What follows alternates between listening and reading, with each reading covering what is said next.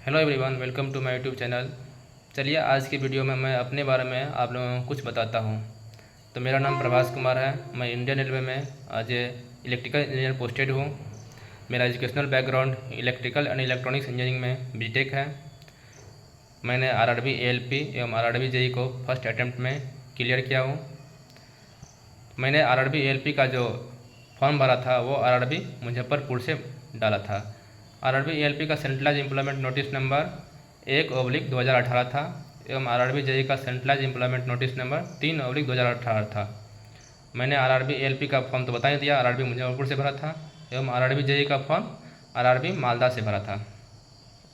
RRB ALP का मेरा जो एग्ज़ाम हुआ था वो लखनऊ में हुआ था CBT 1 का, एवं CBT 2 का एग्ज़ाम जो है वो मुजफ्फरपुर में हुआ था। सैको का एग्ज़ाम भी मुजफ्फरपुर में हुआ था और आरआरबी जेई का जो CBT 1 हुआ था वो रांची में हुआ था एवं आरआरबी जेई का CBT 2 जो हुआ था मेरा वो हुआ था दुर्गापुर में। मैंने आरआरबी एएलपी जो एग्ज़ाम दिया था सेंट्रलाइज एम्प्लॉयमेंट नोटिस नंबर 1/2018, उसमें CBT 1 क्लियर किया, फिर CBT 2 भी क्लियर किया, उसके बाद सैको भी अच्छे मार्क्स से क्लियर किया। उसके बाद DB के लिए मुझे आरआरबी मुजफ्फरपुर बुलाया गया था। DB होने के बाद मुझे मेडिकल के लिए मुगलसराय भेजा गया था। तो मुगलसराय में मेरा सक्सेसफुली मेडिकल कंप्लीटेड हुआ। तो आरआरबी एएलपी के लिए तो पता ही आप लोगों को A1 मेडिकल कैटेगरी का टेस्ट लिया जाता है, तो मैंने उसमें भी सक्सेसफुली क्वालिफाइड हुआ और फाइनली मेरा जो फाइनल पैनल था उसमें नाम आया। उसके बाद कुछ दिनों के बाद डिवीज़न अलॉट हुआ। डिवीज़न में मुझे धनबाद डिवीज़न मिला था। धनबाद डिवीज़न से की तरफ से मुझे बाय पोस्ट कॉल लेटर आया था। उससे पहले ही मैंने आरआरबी जेई CBT 1 दे दिया था जिसका रिजल्ट आ गया था। मेरा सक्सेसफुली CBT 1 क्लियर रहा। उसके बाद CBT 2 का एग्ज़ाम जो है दुर्गापुर में हुआ था। CBT 2 का एग्ज़ाम भी मैंने इलेक्ट्रिकल अलाइंड इंजीनियरिंग स्ट्रीम से दिया था। उसमें मेरा स्कोर था 111 पॉइंट समथिंग था, अच्छा स्कोर था।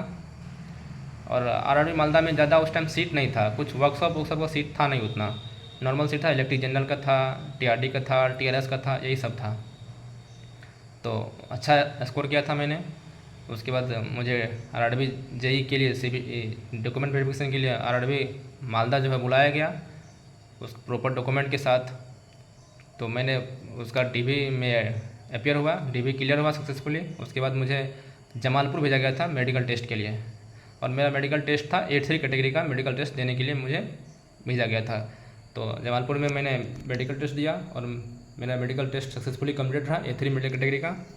उसके बाद मैं फाइनल पैनल का इंतज़ार कर रहा था। फाइनल पैनल में मेरा नाम आ गया। मुझे कुछ दिनों के बाद डिवीज़न से कॉल लेटर आया। कॉल लेटर आने के बाद कॉल लेटर आई थिंक मेरा जो आया था वो जनवरी 2020 में आया था। हाँ, जनवरी 2020 में आया था। जनवरी 2020 में कॉल लेटर आया और फरवरी लास्ट तक, जो 20 फरवरी तक, ऐसे 20 या 22 फरवरी तक था, लास्ट डेट था जो डिवीज़न में रिपोर्ट करने का। तो मैंने किसी कारणवश डिवीज़न में रिपोर्ट किया नहीं। आप लोग एक बात और बता देना चाह रहा हूँ, अगर आप लोग कोई डिग्री ले रहे हैं या फिर कहीं से M.Tech कर रहे हैं या फिर डिप्लोमा वाला कैंडिडेट B.Tech कर रहा है और वो फाइनल ईयर में है, तो आप लोग फाइनल ईयर में है तो आप लोग पहले उसको सक्सेसफुली कंप्लीट कर ले उसके बाद, क्योंकि रेलवे बोर्ड का रूल है अगर किसी के पास जेन्युइन रीजन है तो उसको ज्वाइनिंग में मैक्सिमम 6 मंथ का एक्सटेंशन मिल सकता है विथ प्रॉपर रीजन। तो आप लोग कॉलेज से बोनाफाइड बना के दीजिएगा तो आप लोग का ज्वाइनिंग एक्सटेंशन मैक्सिमम 6 मंथ के लिए एक्सटेंड कर दिया जाएगा। और आप लोग अगर 6 मंथ मान लीजिए बचा है B.Tech करने में या फिर B.Tech वाले को M.Tech करने में, तो अपना कंप्लीट करके उसके बाद ज्वाइन करें। तो मुझे तो ये बात पता था कि मैक्सिमम 6 मंथ का ज्वाइनिंग एक्सटेंशन मिलता है, तो इसीलिए मैंने उस टाइम रिपोर्ट किया नहीं। बात किया मैंने जाके डिवीज़न में बात किया, मतलब रिपोर्ट करने के लिए मैंने गया नहीं था, मैं खाली बात करने के लिए गया हुआ था कि मुझे ज्वाइनिंग एक्सटेंशन चाहिए कुछ दिनों का। तो मैंने गया, रिपोर्ट किया, तो बोला हाँ मैक्सिमम आप लोगों को 6 मंथ का ज्वाइनिंग एक्सटेंशन मिल सकता है। तो मैंने बात करके एप्लीकेशन दे के आ गया ज्वाइनिंग एक्सटेंशन के रिगार्डिंग। उसके बाद कोरोना आ गया था, आप लोगों को पता ही होगा। उसके बाद 2020 में कोरोना आ गया था।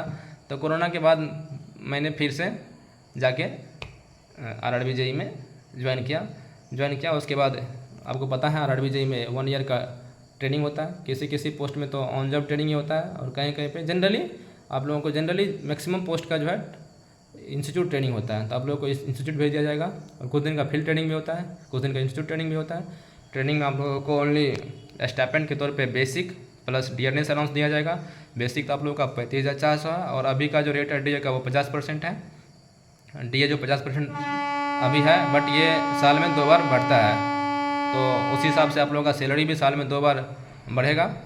तो सैलरी ट्रेनिंग के टाइम में आप लोगों को यही बेसिक प्लस डीए दिया जाएगा। ट्रेनिंग के बाद आप लोगों का जो भी अलाउंस है, transport allowance, night duty allowance अगर कर रहे हैं तो, या फिर हॉलीडे अलाउंस में अगर हॉलीडे में ड्यूटी कर रहे हैं तो, या फिर जो वर्कशॉप में पोस्टेड हैं तो उसको इंसेंटिव मिलेगा।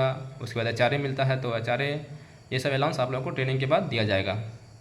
तो यही रहा मेरा जर्नी। मैंने RRB ALP and RRB JE जो है वो फर्स्ट अटैम्प्ट में क्लियर किया था, अच्छा स्कोर से क्लियर किया था। अभी मैं इंडियन रेलवे में as a electrical engineer work कर रहा हूँ। यही रहा मेरे रेलवे का एग्ज़ाम का एक रिव्यू। तो चलिए, इसी तरह मेरे चैनल को लाइक सब्सक्राइब कीजिए, और अगर कोई डाउट हो तो कमेंट कीजिए, मैं उसके रिगार्डिंग भी वीडियो बनाऊंगा। चलिए, थैंक यू।